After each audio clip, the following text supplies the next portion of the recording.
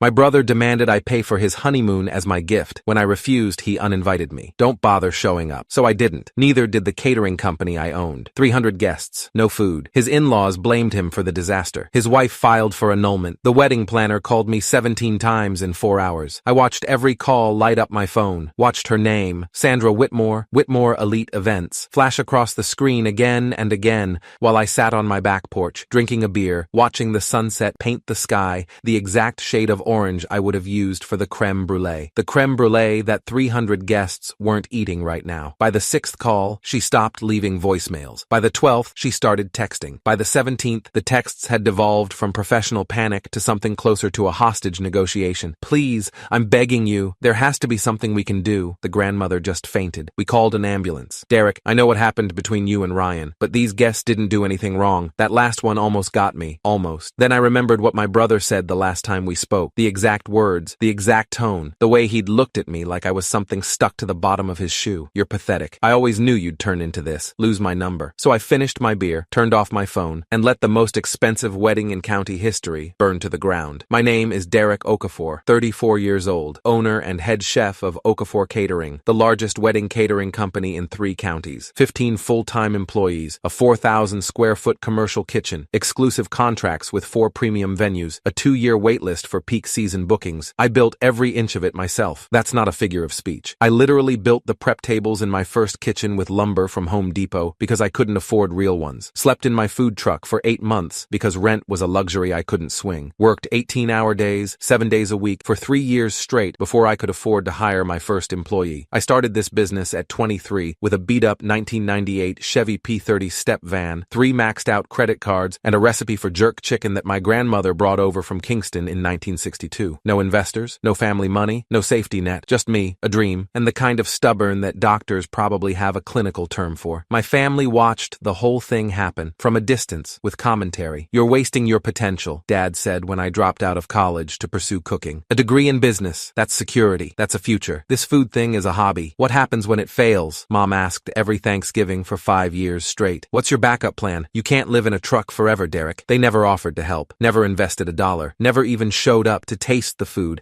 until I'd already made it, until the newspaper had already written about me, until it became socially advantageous to claim they'd always believed in him. But my younger brother Ryan got everything. He's 2 years younger than me, golden child from birth. When I wanted to play football, Dad said we couldn't afford the equipment. When Ryan wanted to play, Dad bought him the full kit and drove him to every practice. When I needed money for college, Mom said I should learn the value of hard work and take out loans. When Ryan needed money for college, they refinanced the house. I'm not making this up. I have the loan documents. I paid off $47,000 in student debt for a degree I never finished. Ryan graduated debt-free with a BMW in the driveway, a graduation gift. He complained the car was the wrong color. That's Ryan. Always wanting more, always getting it, always finding someone else to blame when things didn't go exactly his way. So when he got engaged to Brittany Harrington, I knew exactly how this was going to play out. The Harringtons were old money, not comfortable money, old money. The kind where the grandfather's name is on a building at the university. The kind where summer is a verb. Brittany's father, Warren Harrington, owned 6 car dealerships across the metro area. Her mother, Diane, chaired 3 charity boards and had never worked a paying job in her life. They belonged to Pinehurst Country Club, which had a $75,000 initiation fee and a bloodline requirement that went back further than most people's family trees. Ryan had been dating Brittany for 2 years when he proposed. I'd met her exactly 3 times. She seemed nice enough, a little sheltered, a little naive, but not unkind. Just someone who'd never been told no and couldn't quite understand why anyone would. The engagement party was at the country club. I wasn't invited. It's a small gathering, Mom explained when I asked. Just immediate family and the Harringtons' closest friends, you understand. I understood perfectly. But 6 months before the wedding, I got a phone call that changed everything. It was Diane Harrington herself, voice like honey poured over crushed glass. Derek, I've heard absolutely wonderful things about your catering company. The Wentworths used you for their daughter's wedding last fall, and Margaret couldn't stop raving. We want the best for Brittany's special day, and apparently that's you. I was professional, quoted her my rates, explained my process, sent over sample menus and a detailed proposal within 24 hours. She called back the next day. This is perfect. Exactly what we envisioned. Warren and I would like to move forward. We scheduled a tasting for the following week. I brought my A-game, seared scallops with citrus beurre blanc, beef tenderloin with truffle demi-glace, a 7-tier vanilla bourbon cake that took me 14 hours to perfect. Diane cried actual tears when she tasted the cake. "This is it," she said, clutching her husband's arm. "This is exactly what I've been dreaming of for Brittany." We signed the contract that afternoon. Standard terms. $42,000 total. $15,000 non-refundable deposit due immediately, with the balance due 30 days before the event. Warren Harrington wrote the check without blinking. What I didn't know, what no one bothered to tell me, was that Ryan had pitched a different story entirely. The first sign of trouble came 3 weeks later. I was in my office finalizing vendor orders when Ryan's name lit up my phone. We hadn't spoken in almost 4 months. The last conversation had been at Mom's birthday dinner, where he'd made a pointed comment about how some people value money over family, because I'd declined to give him a loan for his honeymoon. I answered anyway. Blood is blood, or so I thought. "Derek, no hello, no how are you, just my name, flat and expectant." "Ryan, what's up?" "Just calling about the wedding. Wanted to make sure we're on the same page." "Same page about what?" "The Harringtons and I have been in touch. Everything's on track." Pause, then, "Right, about that. I told Brittany's parents that the catering was my gift to them, that you were doing it for free." I actually laughed. Thought he was joking. "Ryan, the contract is for $42,000. They already paid the deposit. So give it back." His voice was clipped, annoyed, like I was being deliberately difficult. "You're my brother. This is my wedding. The catering is your gift." "My gift? Ryan, do you have any idea what this event costs me? Labor alone is $11,000. Food costs another $8. Equipment rental, transportation, insurance. I don't care about your costs. Figure it out." "Figure it?" I stopped, took a breath, tried to remember that this was my brother. "Ryan,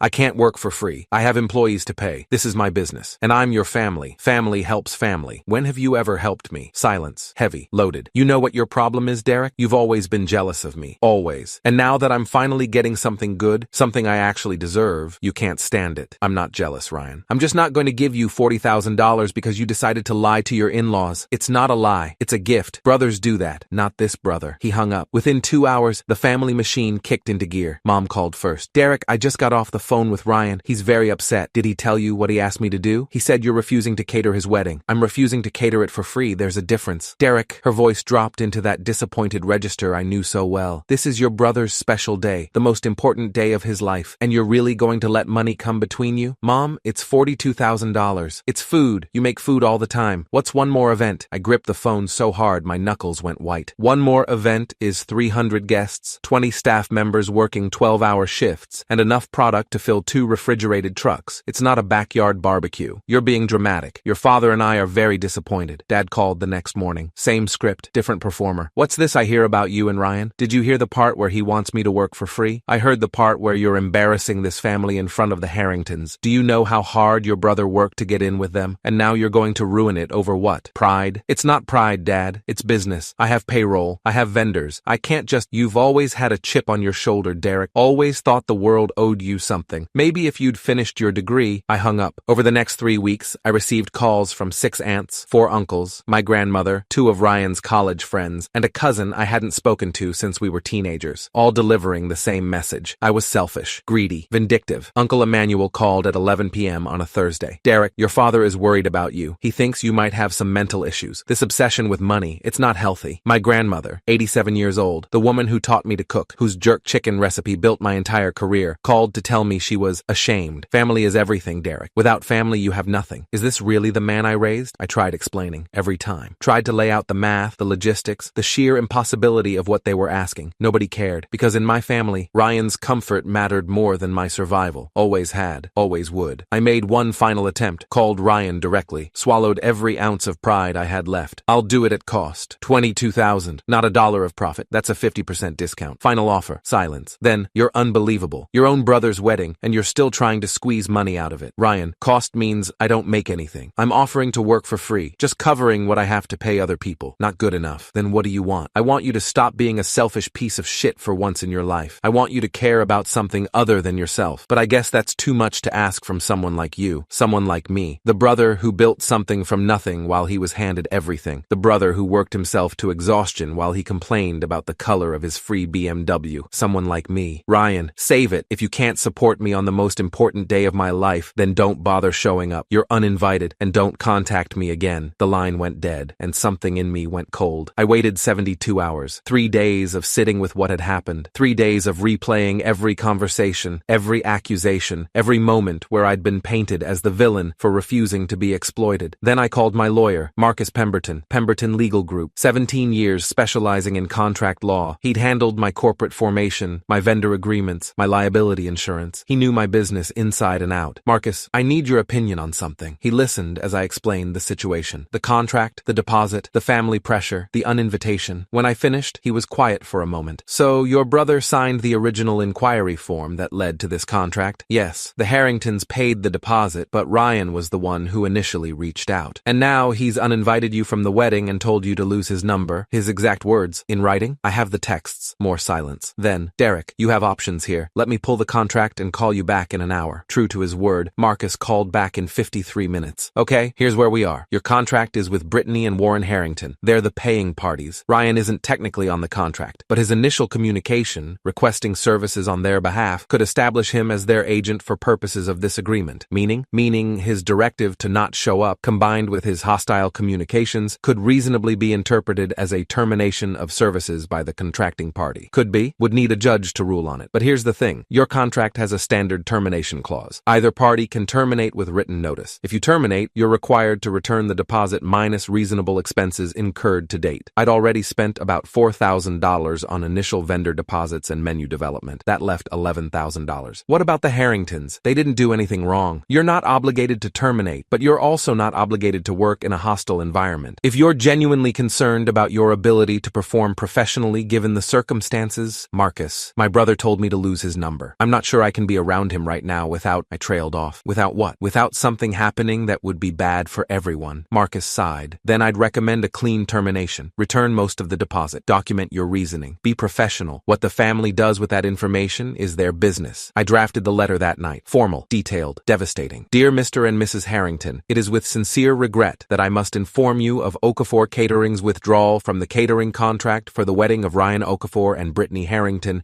scheduled for August 14th. This decision follows a series of communications from the groom in which he has made it clear that my presence and participation in the wedding are unwanted. On date, Mr. Ryan Okafor sent the following message: don't bother showing up. You're uninvited. This followed multiple earlier communications demanding that I provide $42,000 in professional services without compensation, including statements such as, "You're pathetic. I always knew you'd turn into this. Lose my number." Given these circumstances, I do not believe I can fulfill my contractual obligations in a professional and appropriate manner. I am therefore terminating our agreement effective immediately, pursuant to Section 7.2 of the signed contract. Please find enclosed a refund check in the amount of $11,000, representing your $15,000 deposit minus $4,000 in non-recoverable expenses already incurred on your behalf. A detailed accounting of these expenses is attached as Exhibit A. I have also attached as Exhibit B screenshots of the relevant communications from Mr. Ryan Okafor. I apologize for any inconvenience this may cause and wish you and your daughter all the best for her special day. Sincerely, Derek Okafor, owner, Okafor Catering. I sent it certified mail, return receipt requested. Made sure they'd have to sign for it 3 weeks before the wedding, peak summer season. The Harringtons received my letter on a Tuesday. Diane called me 47 minutes later. I let it go to voicemail. Derek, this is Diane Harrington. I've just received your letter and her voice cracked. Please, there has to be some misunderstanding. We didn't know anything about what Ryan said. Warren and I would never, please call me back, please. She called 3 more times that day. I didn't answer. Warren called the next morning, left a voicemail that started professional and ended threatening. Mr. Okafor, this is Warren Harrington. I've reviewed your letter and frankly, I find it unacceptable. We have a contract. You have obligations. If you refuse to honor them, my attorneys will be in touch. However, long pause. If there's been some miscommunication between you and Ryan, I'd like to discuss it before we involve lawyers. Please call me at your earliest convenience. His attorneys did call. A woman named Jennifer Castellano from Morrison & Associates, one of the big downtown firms. She was surprisingly reasonable. Mr. Okafor, I've reviewed the contract and your termination letter. Frankly, if the communications from the groom are as you've documented, you likely have a defensible position. But my clients are primarily interested in resolving this situation amicably. Is there any possibility of re-engaging your services? I don't think that would be appropriate, even if the Harringtons were to mediate between you and Ryan. Ms. Castellano, my brother told me to lose his number and uninvited me from his wedding. That's not a misunderstanding. That's a statement of how he feels about me. I understand. Then let me ask this. Can you recommend any alternative caterers who might be available on short notice? I actually tried to help with this. Called every competitor I knew. Everyone was booked. Peak season. 3 weeks notice. It was impossible. I'm sorry, I told her. I reached out to 8 companies. Nobody has availability. That was the last I heard from the legal side. My family's reaction was exactly what I expected. Mom called screaming. Actually screaming. I had to hold the phone away from my ear. How could you do this? How could you humiliate your brother in front of those people? They're going to think we're trash. Gosh, they're going to think, Mom, did you read what Ryan said to me? I don't care what he said. He's your brother. You're supposed to be the bigger person. Why? Why am I always supposed to be the bigger person? Why am I always supposed to sacrifice so Ryan can have what he wants? Because that's what family does. No, Mom, that's what I do. And I'm done. Dad sent a text. Just one. You are no longer my son. I stared at that message for a long time. Then I saved it. Screenshot. Cloud backup. Because I knew I'd need it someday. August 14th arrived hot and bright. 95 degrees by noon. Record heat for the third straight day. The kind of weather that makes outdoor events a logistical nightmare even with proper planning. I spent the morning in my garden, weeding, watering, trying not to think about 300 people in formal wear, wilting in the sun, waiting for food that wasn't coming. My phone started buzzing around 4 p.m. Cousin Marcus, who I'd stayed close with despite everything. He was at the wedding, sending updates. Dude, there's no food. Then, people are getting restless. Ceremony ended an hour ago. Nothing but drinks. Then, Ryan is telling everyone the caterer backed out last minute. He's blaming you. Then, the Harringtons don't look like they believe him. I put my phone down, went back to my tomatoes. The real updates came the next day, when Marcus called to give me the full account. It was the most spectacular disaster I've ever seen, Marcus said, and he wasn't laughing. Like, I felt bad even being there. The ceremony had been beautiful. Perfect, actually. Garden venue, string quartet, Brittany in a dress that probably cost more than my first food truck. Then the reception started. Cocktail hour came and went with nothing but a bar serving drinks. The Harringtons had assumed Ryan had arranged a backup. Ryan had assumed someone else would fix it. Nobody had fixed anything. By 6 p.m., 300 guests in formal wear were hungry, dehydrated, and increasingly vocal about it. People started ordering pizza on their phones, Marcus said. I'm not joking. Domino's delivery guys started showing up to a $200,000 wedding. One of them asked if he could take a picture for his Instagram. Brittany's grandmother, 81 years old, passed out from low blood sugar. Someone called an ambulance. It showed up with lights and sirens right in the middle of what should have been the first dance. That's when Warren lost it. Warren Harrington had been a calm, controlled man all day, but watching his mother-in-law get loaded into an ambulance while delivery drivers handed out pizza boxes finally broke something in him. He grabbed Ryan by the arm, in front of everyone. You told us the catering was handled. Warren's voice carried across the entire reception. You told us your brother was doing it as a gift. You told us everything was under control. Ryan tried to defend himself, tried to blame me, called me vindictive, jealous, sabotaging. But Warren had my letter. He'd brought it with him. He pulled out the screenshots of Ryan's texts, the ones I'd attached as Exhibit B, and read them aloud. You're pathetic. I always knew you'd turn into this. Lose my number. That's what you sent your brother. After demanding $42,000 in free services, Ryan went pale. And you did this. Warren gestured at the chaos around them. You did this rather than apologize, rather than make it right. You let this happen to my daughter on her wedding day because you were too proud to admit you were wrong. Brittany stood behind her father, mascara streaming down her face, watching the man she'd married 3 hours ago get dressed down in front of everyone they knew. She didn't say a word. She didn't have to. The marriage lasted 11 days. Brittany filed for annulment on August 25th. Her grounds, fraud and misrepresentation. Her attorney argued that Ryan had consistently lied about his financial situation, his family relationships, and his ability to contribute to their life together. The annulment was granted in October. I know this because Jennifer Castellano called to tell me. I thought you should hear it from someone, she said. And for what it's worth, I reviewed everything after the wedding. You made the right call. Nobody should have to work for someone who treats them the way your brother treated you. Thank you. One more thing. The Harringtons wanted me to pass along a message. What's that? They said they're sorry for putting you in that position, for not seeing what Ryan was doing earlier. Warren said to tell you that if you're ever catering an event they're attending, they'll make sure to request you specifically. I didn't know what to say. They're good people, Jennifer continued. They just had a blind spot when it came to their daughter's fiancé. Most parents do. Ryan hasn't spoken to me since. Neither have my parents. Dad blocked my number after the wedding. Mom sends the occasional guilt trip through relatives. Your mother cries every night over what you did, but won't reach out directly. I'm okay with that. Here's what I've learned. Family isn't blood. Family is the people who show up for you, who support you, who want to see you succeed without expecting you to sacrifice yourself for their comfort. By that definition, I don't have much family, but I have my business, my employees, my friends, my life that I built with my own hands, without help from anyone who was supposed to love me.